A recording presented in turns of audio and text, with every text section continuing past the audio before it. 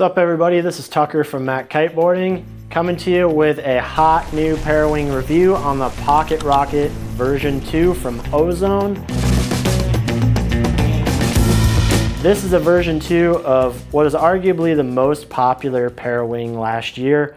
Definitely a staple in the shop here and in a lot of riders' lineup. So when they're coming out with a version 2, we're kind of crossing our fingers, hoping they didn't ruin that special attributes that they had on the Pocket Rocket version 1, but also, there were some changes we'd like to see now that we're progressing further in the sport and asking different things from the wings as we progress, or just as the technology improves and the new ideas make their way to market. So that's what we have here on the Pocket Rocket version 2. Looking at the beginning here with the bar, you can ignore this harness line. I had added this when I was riding, but it does not come included. You can, however, buy one of these along with your wing if you'd like to. This is the Ozone harness line loop, or you can use the 2-point harness line if you'd prefer that. First thing you'll notice when you look at this bar is versus the Pocket Rocket version 1, it is a little shorter.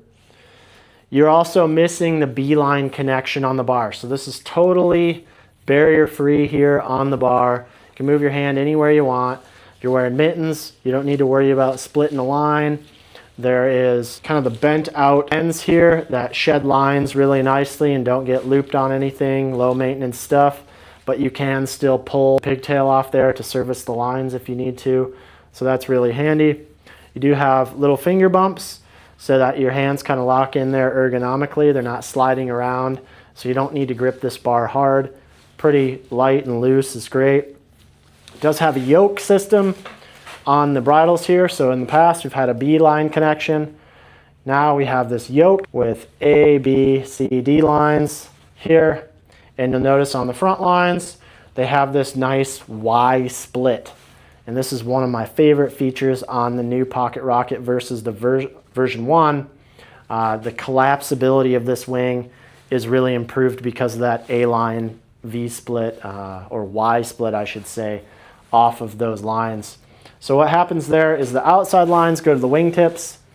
These inside A lines, the red ones, go to the center A lines here. So these are the ones you want when you're collapsing to get a perfect concertina and to get the wing to collapse into the wind without a lot of pull on your hand, which is really nice. The lines themselves are buttery smooth, man. This stuff is silky. I mean, sometimes you run your hands on lines like this and you feel them kind of snag and cut at your hands. But these lines are so smooth. They've got kind of like a waxy coating or something on them. I don't know what they did to these, but I know they're specifically made for Ozone Parawings. And the way they terminate the lines is so clean. They're doubled back and sewn and woven back into the line itself. So there is no frayed end. There's no sharp end termination. Even the stitching is very hidden in these, which I don't know how they did that, but it's really smooth. It's crazy. So when you grab that and you pull it straight in, it is just super smooth, very low maintenance, easy to stow, easy to redeploy.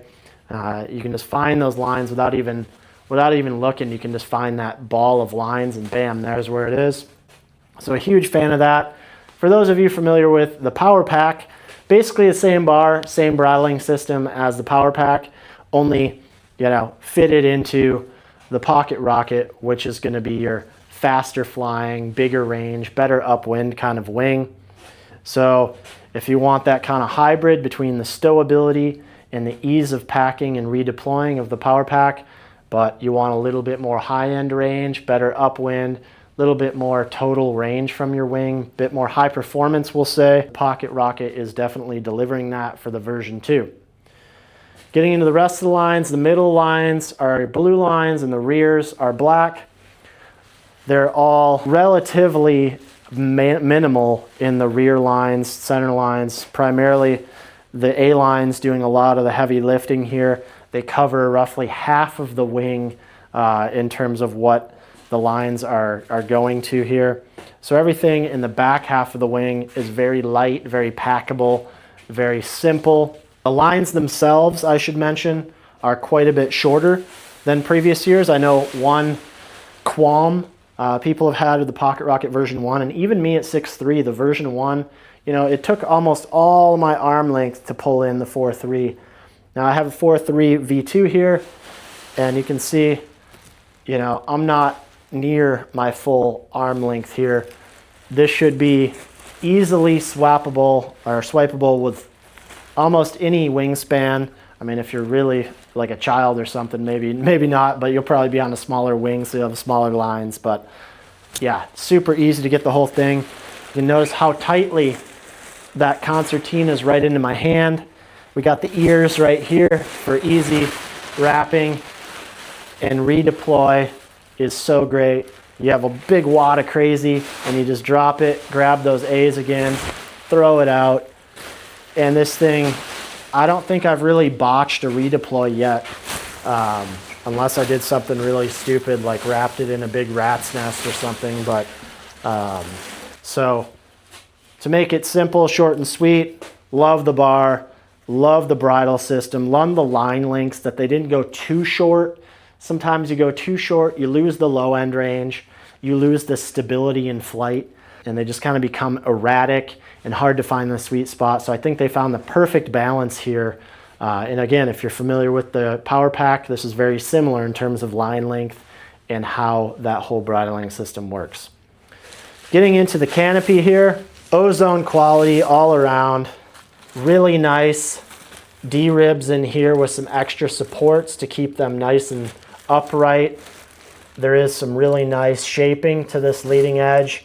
It's got enough where it's really sleek and creates some good stability and doesn't collapse, but also not too much where it's hard to pack down or difficult to redeploy. Getting into the ribs, they're very well thought out, but also going as far as cutting out unnecessary parts so that it remains as light and packable as possible. Trailing edge, as I mentioned, very basic, very lightweight, very packable. The canopy itself is made of an extremely lightweight and pliable ripstop. It is a 2x2, so this is something unique. It's going to have a little bit more tear resistance. It's going to have a bit more longevity, a bit more canopy stiffness than some of the other wings out there. I haven't noticed any difference in packability, so I think they've done a really nice job of thinking about the durability and the performance, as well as the packability and the lightweight of the wing. So they've really nailed it there. The coating itself is very hydrophobic, so it's not soaking up water, it's not getting heavy.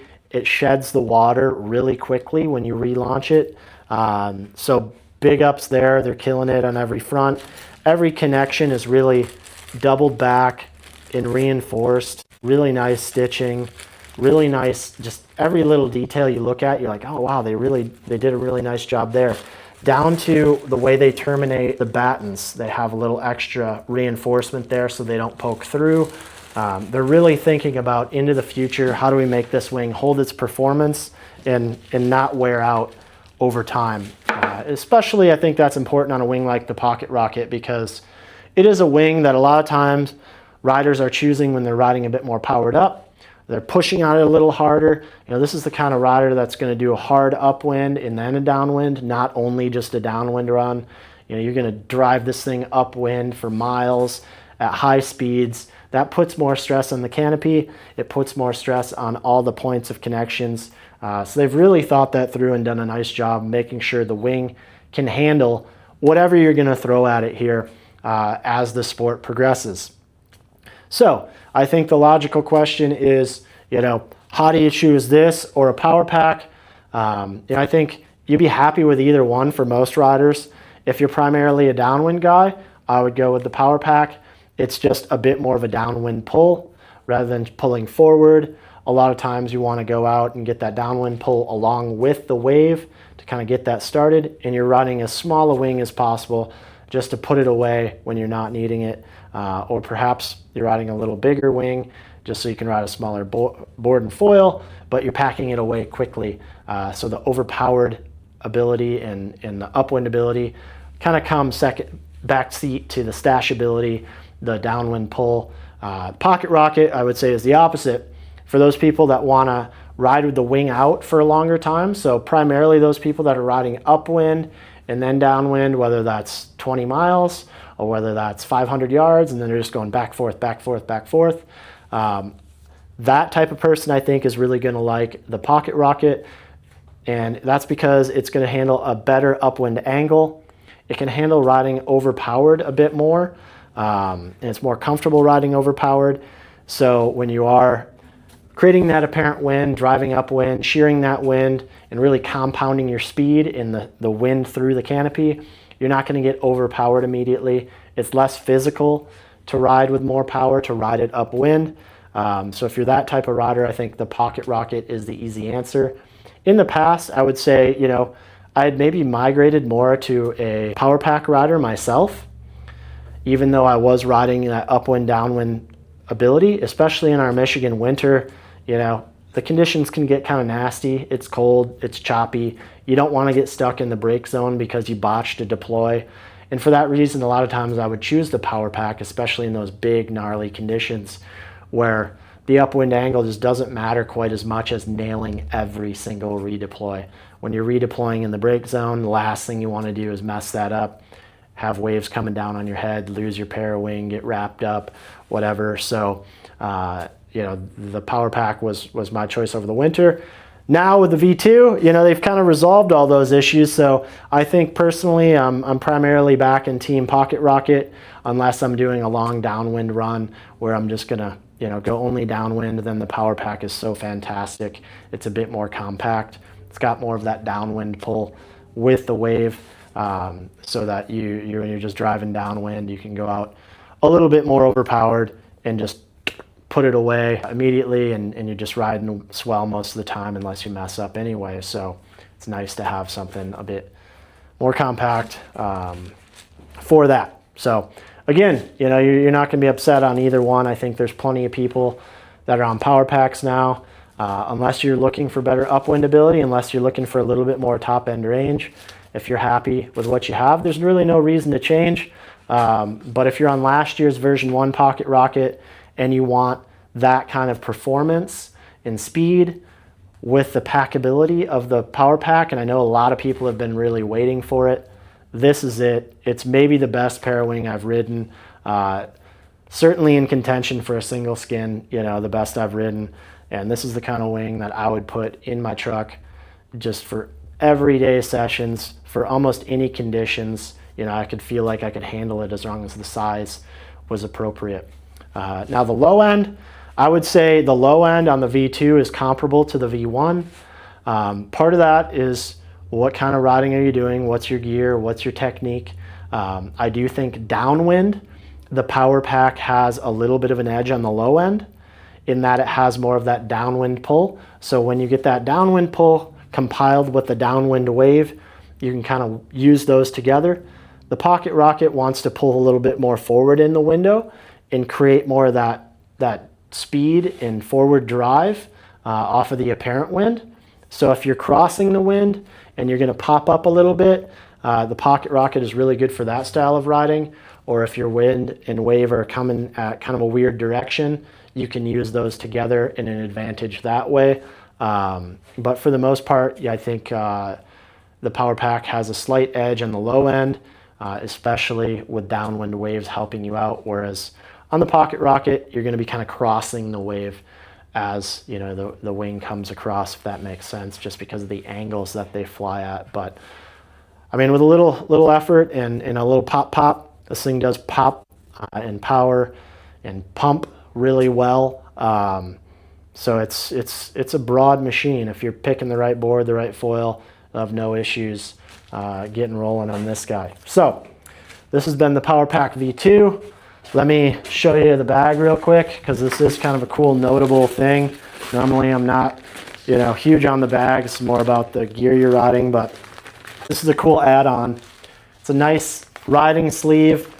You can fold this up. It fits in here really nicely and easily. It's got vents all the way around to drain sand and moisture, water. But what you got here is some backpack straps and a chest clip. And that means you can bring this with you on your back whether you're just walking to the beach, whether you're riding another size wing and you want to bring a spare, or whether you're just bringing a spare for a safety secondary, which I always advocate for. This is a real useful tool. It's a real useful backpack. It's not just a sleeve you can throw the thing in so that it doesn't get tangled. It's really, you know, a useful thing, having the venting all around. If it gets wet, it'll drip out and drain. And yeah, they just did a nice job of taking such a mundane thing as like a stuff sack and making it, you know, more versatile, giving it a purpose. I would say when you do find kind of your sweet spot on these buckles and things, wrap some electrical tape around it and terminate the tails, because otherwise your bridles can get kind of looped on them and cause an issue there.